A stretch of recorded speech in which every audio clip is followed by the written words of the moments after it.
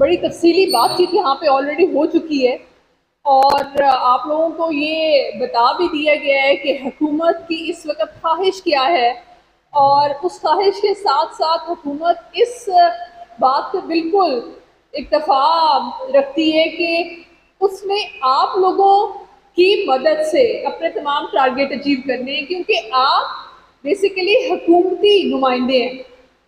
आप वो ब्रिज हैं जिसका हुकूमत से भी ताल्लुक़ है और जिसका आगे अवाम से भी ताल्लुक़ है।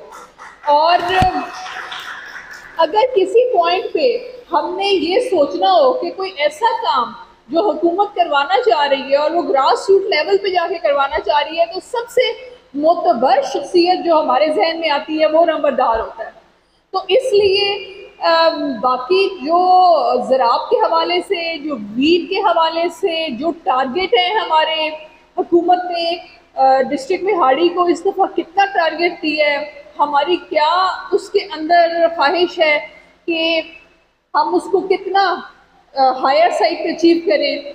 आप लोगों को पता होगा कि पिछले साल 4,45,000 का टारगेट था। इस दफ़ा हमें जो टारगेट मिला है वो 452 का है, लेकिन हम उस पर भी चाह रहे हैं, हमारी ख्वाहिश भी यही है और कमिश्नर साहब की भी यही ख्वाहिश है कि हम एटलीस्ट 105% के लगभग अचीव करें। और ये टारगेट अचीव नहीं हो सकता जब तक आप तमाम लोगों का एक्टिव ताउन इसके अंदर शामिल ना हो।